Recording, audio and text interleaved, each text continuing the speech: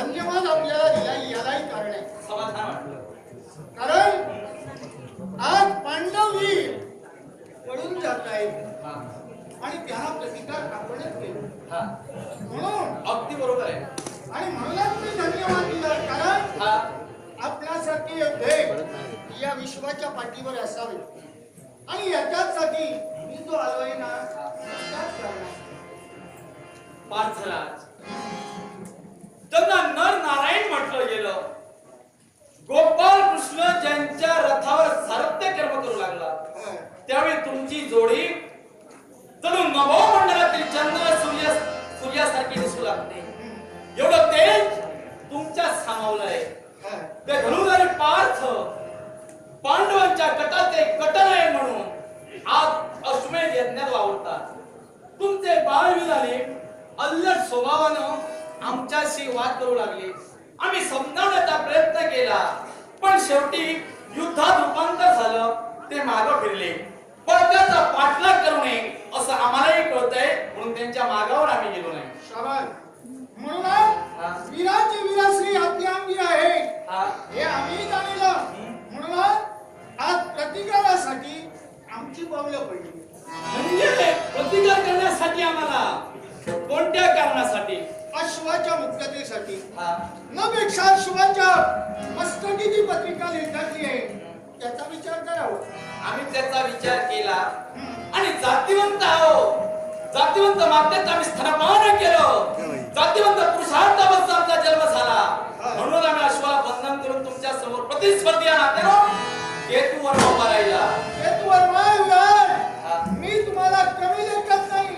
जातिवंत वीर असतो तो जातिवंतालाच ओळखतो आणि म्हणूनच तुम्ही माझ्या समोर उभे राहिलात.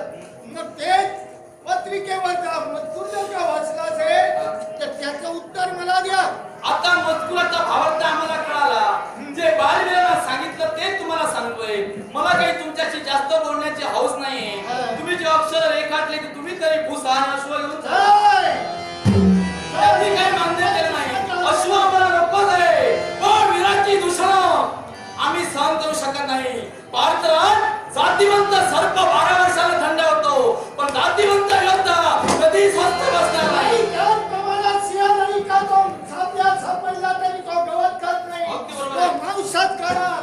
त्या सिंहाप्रमाणे तुमच्या समोर मी उभा राहिलोय आणि म्हणूनच सांगतोय सिंहाच्या समोर जर का गवत टाकलं तर तो मांस खाणार नाही. तो मांस खाणार गवत खाणार नाही.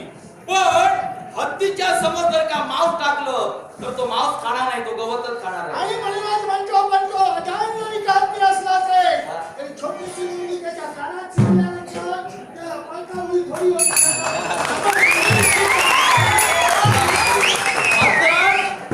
युलिशा मुंगीचं उदाहरण दिला. म्हणजे युलिशा बालवीर तुमचे आले होते ते कोणाकोणाच्या कानात जाऊन बघते ते आधीच होता. ते पळून गेले तरी मी पळून जाणारा नव्हे. मी कुठं म्हणाला तुम्ही पळून चला. कारण अश्वमेध यज्ञ तुम्ही आरंभिला हा कशासाठी? आज पांडवांच्या हितासाठी. पांडवांच्या हितासाठी. पण अश्वमेध यज्ञ पांडवांच्या हिताचा होता का? कुरुच्या रणभूमीवर 18 दिवसाचं युद्ध जिंकून पांडव सुखी झाले. मग अजून सुखासाठी अश्वमेध यज्ञ इतरत्र कारणासाठी. बाबा रे पांडवांनी 18 दिवसाचं महाभारत युद्ध केलं त्यावेळी तू कुठं होतास? मी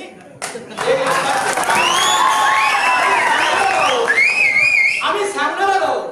तुम्ही प्रश्न केला कौरव पांडवांनी युद्ध केलं तेव्हा तुम्ही कुठे होता?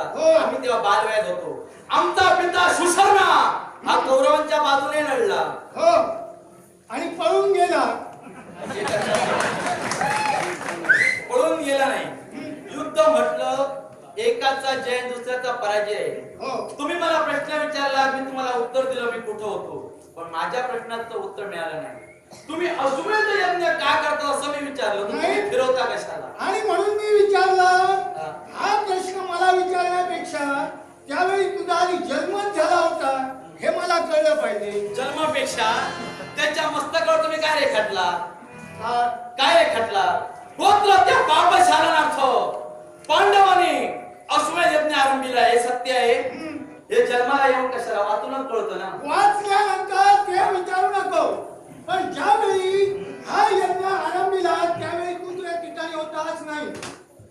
यज्ञ तुमच्या घरचा आहे की माझ्या घरचा आहे? माझ्या घरचा. होईल ना? हा तुला मग तुमच्या यज्ञ मान सन्मानाने बोलविलात तर आम्ही मंडळी येऊ. पण तुम्ही अपमानाच्या अक्षराने काढला म्हणून विचारलं. गोत्रात त्या पाप शालनार्थ तुम्ही अश्वमेध यज्ञ आरंभिला होय ना? हा. पाप धुवून जाण्यासाठी अश्वमेध यज्ञच करायला होता. पुष्कळ मार्ग होते. आता तो प्रश्न मग आमचा तोच आहे. का?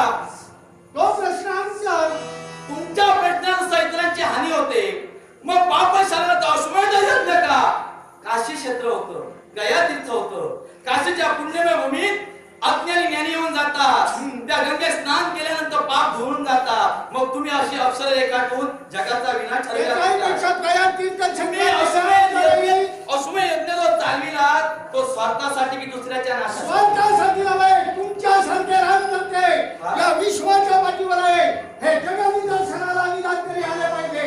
म्हणूनच हा अशा तऱ्हेचा भाव आम्ही निदर्शना येण्यासाठी तुम्ही प्रयत्न करू नका. आम्ही स्वयंपोषी आहोत, आम्ही परपोषी नाही. शाबास. आणि ते जर का स्वयंपुरुषी असाल तर तेच मला पाहायचं आहे. मग तुम्ही सुद्धा लढण्यासाठी इथं आला. धनुधर पार्थ, मी तुम्हाला सांगतोय, तुम्ही अजाण भाऊ, तुम्ही कोणी अज्ञानी नव्हे. तुम्ही मस्तकावरचे अक्षर फोडा आणि अश्व घेऊन चला. नाही, तुम्हाला जर का ते पटत नसेल तर माझ्याशी दोन करा आणि अश्वाची मुक्तता तुमच्याकडून घेऊन तुमच्या बालवीरांशी हे तू वरमानं दोनदा केलेलंच आहे. तुमच्याशी करायला मी डगमगणारा नव्हे, पण माझ्या प्रश्नाची समर्पक उत्तर मिळाली नाही. प्रत्येकाला दुसरा देणं म्हणजे धर्म कार्य नव्हे, धर्म स्वीकारणं म्हणजे दुसऱ्याला चांगलं बोलणं होय. दुसऱ्याची दुसरा येऊन आमची भूषण आम्ही वाढवत नाही. अरे आज जवळ गोपाल कृष्ण देवचा देव म्हणून पांडवांच्या पाठीचे अधर्म जवळ नाही. देवचा देव गोपाल कृष्ण तुमच्या पाठीशी आहे.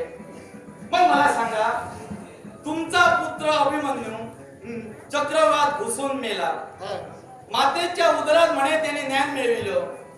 चक्रव्यूहात जाण्याचं त्याला माहित होतं, पण बाहेर सुटण्याचं त्याला माहित नव्हतं. मोठा झाल्यानंतर गोपाल कृष्ण अभिमन्यूचा मामा होता. मग गोपाल कृष्ण तुमच्या हिताचा होता, तर त्यावेळी सैल सलामत सुटून बाहेरण्याचा मार्ग गोपाल कृष्णाला भाच्याला का सांगितला नाही? शाबास. त्यावेळी तुमचा विनाश कोणी केला? ऐका, त्यावेळी मी आणि गोपाल कृष्ण होतो कुठं? तुम्ही ते समसप्तकाशी सप्तकाशी धुंद देण्यासाठी तुम्ही गेला. तेव्हा विचारलं नाही त्याच्या लग्न झालं होतं. लग्नापर्यंत देव कुठे होता?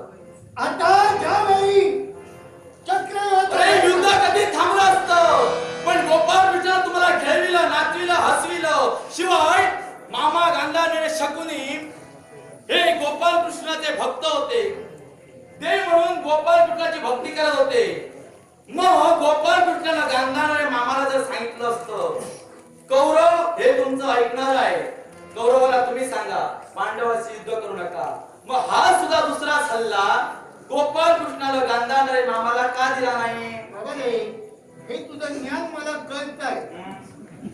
एवढा मी अज्ञानी नाही. मी कुठं तुम्ही म्हणाला म्हणून मी म्हणालो. तुम्ही बोलत जाणार, मी बोलत जाणार. 18 दिवसाचं महाभारत युद्ध झालं. त्या युद्धात तू त्या ठिकाणी नव्हतास म्हणून त्या मागील इतिहासाजवळ जाऊ नको. अरे ते भूतकाळात घडतं, ते भविष्यकाळ वर्तमान सुद्धा समजतं.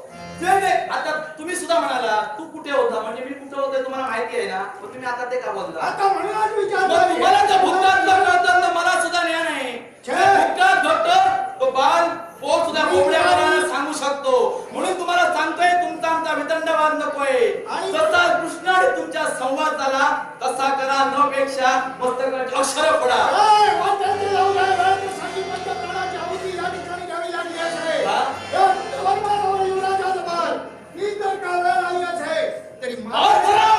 मृत्यू अटळ आहे, तो आज येऊ दे नाही तर काही वर्षाने येऊ दे. मृत्यू सांगून येत नाही, पण युद्धभूमीवर उभा आहे तो मृत्यूला कवटाळून उभा आहे. लढता लढता मरे, पण तुमच्याकडून मागे जाणार नव्हे. तुमचा धर्माच आहे तर मी तेवढा हटाने आहे.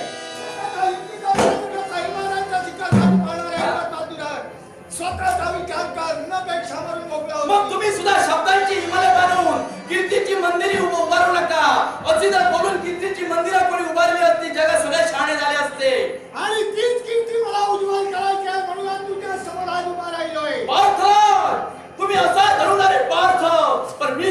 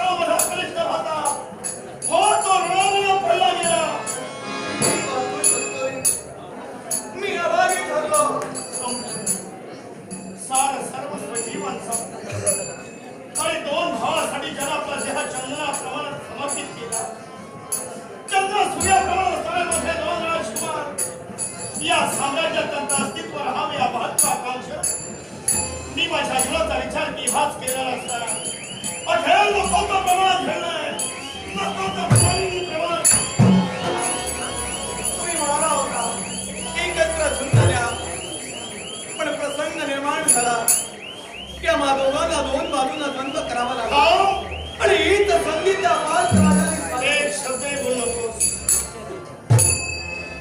तुझ्या चेहऱ्याकडे पाहिलं तर सारं सर्वस्व आम्हाला कळले. हो तुझ्या चेहऱ्याकडे पाहतो संसार म्हणे अजान भाऊ धनुधारी पाच धरी दोरी हाताला सर संधान करणारा दोन केसरी पाच धरी या पाच वीराच्या एकाच बाण माझ्या कनिष्ठ भातामध्ये समरांगणा पडला. चोप का बोल नकोस.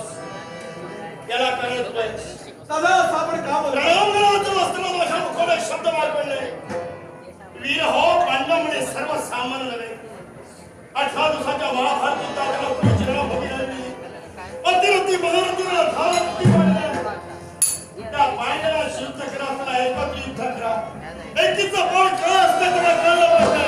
पण माझ्या भावड्याचा घात झाल्याच्या मासे कारण तू आहेस. होय तू आहेस. पण मी असं काय केलं? वाटलं होतं घराचं वैभव तू आहेस.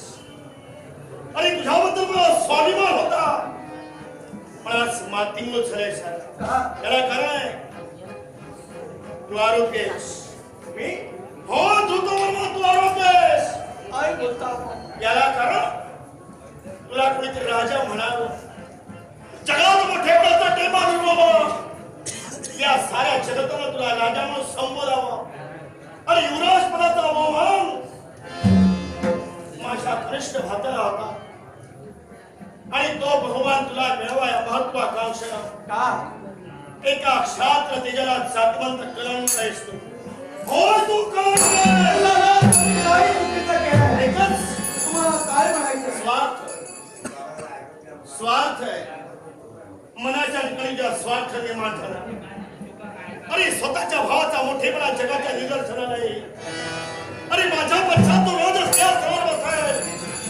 राजा मग त्याचा गुणागौरव होईल हे तुझ्याला पाहावलं नाही. म्हणून स्वतःच्या भावाचा खून केलाय. आपला काहीतरी गैरसमज होतोय. मी माझ्या नावाला संपवीन. एक राज रक्त संपवलंय आणि या न्यायाच्या न्यायाधर्मी आरोपीच्या पिंजरात मी तुला भाग केले. नाही, नाही. आणि आरोपीला एकच शासन. आपला काहीतरी गैरसमज होतोय. या खुनाला सगळ्याचा अधिकार नाही. हा. माझ्या न्याय क्षेत्र बसत नाही. दादा, आणि तो तुझा तो सेवक,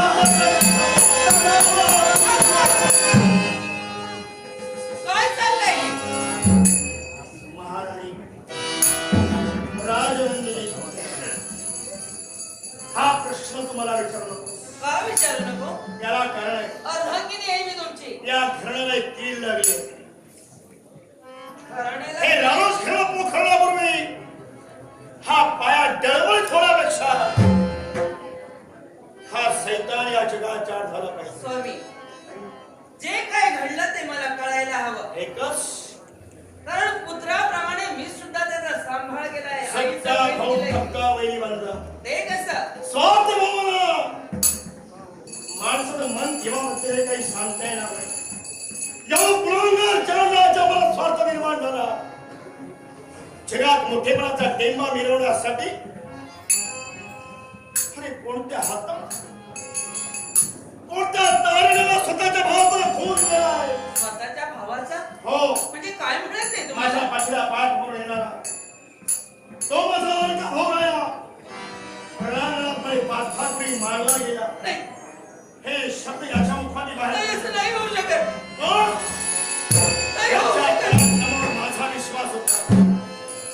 पार्थळ त्याला नाही मारले. त्याचा खून केलाय तो या सैतानाला आणि म्हणून तुमच्याचा- थांब, मी कोणी नाही. मी आपला मला ऐकून घ्यायचंय. ऐकलंय मी तुमचं पूर्ण. म्हणजे त्यांचा घात याने केला असं म्हणायचंय. बाळ आई म्हणून माझ्यावर प्रेम करतो. मला कळायला हवं तुमचे बंधू जे बोलतायत, माझे स्वामी जे बोलतायत ते सत्य आहे का रे? आई म्हणून तुझी सेवा केली. ज्या बंधूच्या मार्गदर्शनाला एक पाऊल मी टाकीला. माते कोणचा जगाच्या पाठीवर बंधूने स्वतःच्या बंधूला संपवे. माझा कुठलाही स्वार्थ नव्हता. या रणांगणाच्या ठिकाणी प्रसंग निर्माण झाला आणि दोन्ही बाजूला दोघ जण मी विभागले गेलो. आणि आमच्या दुर्दैवानं पांडवांच्या सुदैवानं धनुधरी भारताच्या हातून आमचे भ्राते संपले. आम्ही त्यांना नाही पाहतो. आम्ही अपराधी नव्हे. हा विश्वास तर त्यांच्याही शब्दावर आहे माझा आणि विश्वास तुझ्याही शब्दावर आहे. पण तरी सुद्धा माझी द्विधावस्था झाली. अशा या बोलण्यानं विश्वास ठेवायचा सुद्धा कसा हा पुन्हा माझ्या मनी प्रश्न पडतो. मी तुझी आई आहे. तुझा जर माझ्यावर विश्वास नसेल, हा या शब्दावर तुमचा पक्का विश्वास असेल तर माझ्याजवळ शेवटचा एकच पर्याय. आई समान ज्या माझ्या बहिणीला मी पूजिला यावेळी तुझ्या चरणाला स्पर्श करून मी माझ्या बंधूचा शेवट केलेला नाही. माते मी अपराधी झालो. वहिनीचे चरण हे मातृ चरण समजून तू यावेळी लीन झालास. चरणांची शपथ वाहिली आणि विश्वास नाही खोटं बोलणार. मुली सगळं आग्रहातून उठतंय. त्यांची मला आठवण येते पण तरी सुद्धा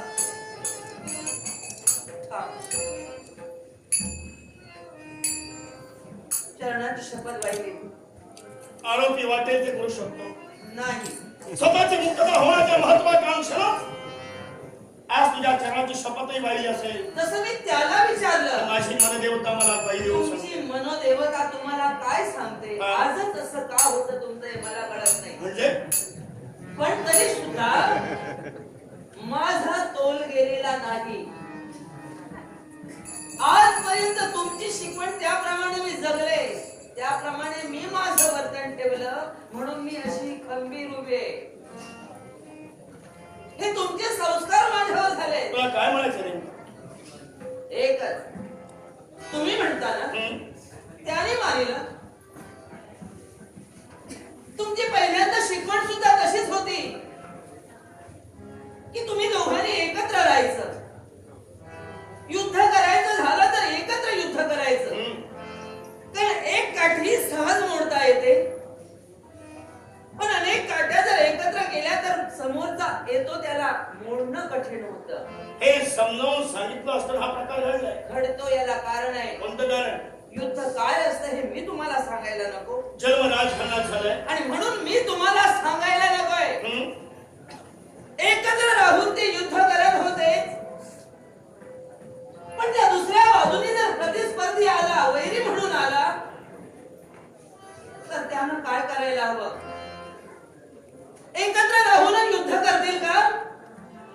कदाचित वीर म्हणून याची दिशा बदलली असेल. दुसऱ्या बाजूने कुणीतरी शत्रू आला वीर म्हणून त्यांची दिशा बदलली असेल आणि हळूहळू दोघात दुरावा निर्माण मनाचा झाला नाही तर कायेनं दुरावा निर्माण झाला. तुम्ही त्याला प्रश्न विचारता, तुम्ही मला प्रश्न विचारता.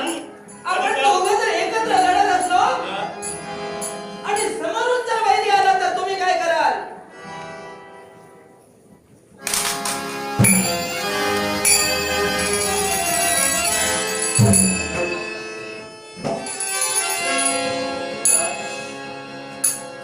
हे धृतवर्मा, श्रेष्ठपणाचा बहुमान मला दिला. पिता सामान्य पूज्य तळाची सेवाही केली पण सूत्यपणाचे पोक्त विचार अंगी वास्तव्य करते. तिचा जन्म का राजघरात झालाय त्या राजमातेनं आज आमचे नेत्र उघडले. रोज तू माझ्यापेक्षा जरी लहान असलास तरी माझं चुकलंय. भाऊराव क्षमा कर मला. क्षमा. तुम्ही क्षमा मागणे एवढा मी पुढे मोठा झालो पण माझी बाजू सत्याची. मी चुकीचं वागला नाही असं जर का तुम्हाला मला पण वाटत भाऊराव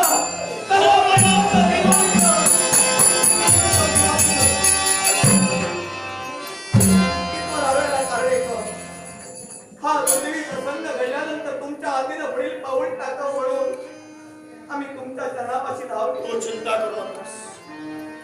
ज्या धनुधरी पार्थ विनानं आपल्या भावाचा खून केला, प्रणामाला तो मारला गेलाय. हो, सूड भावना अधिक जागृत झाली.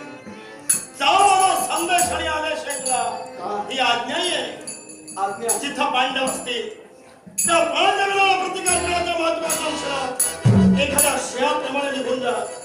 या शब्दाची अवयाशा होती. हे शब्द कधीच आपल्या मुखातून येणार हे ऐकायचं होतं. मग निघालाय त्या पांडवांची झुंड नेऊ आणि या रंगूचा खेळा त्यांना त्यांच्या पितांचे भीत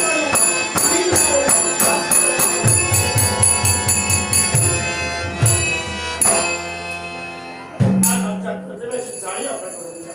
स्वामी आणि आदर्श असण्यामध्ये काय असते हे आम्हाला कळले. अर्थात भाऊराया गेले खरं, पण न जाणून म्हटलंय केव्हा काय घडे सांगता येणार नाही. याचं संरक्षण प्रित्यर्थ आम्हाला एवढे झालं. नाट्य हाय प्रणाम हे लक्षात घे. वीराच्या वीरश्री निघाले आणि त्या आशय देव ब्रह्माच्या ठिकाणी प्रवेश कर. शिव शंभू महादेवाची आराधना आणि आमच्या या विलंब झाला असेल तर समाज तुझी माझी भेट स्वर्गाच्या पहिल्या पायरीवर. तरी असं काही बोलू नका. नका बोलू. हे शिवशंकरा, हे पार्वती परमेश्वर आहे, उमा महेश्वरा, देव गावाला जवळ ये. देवा,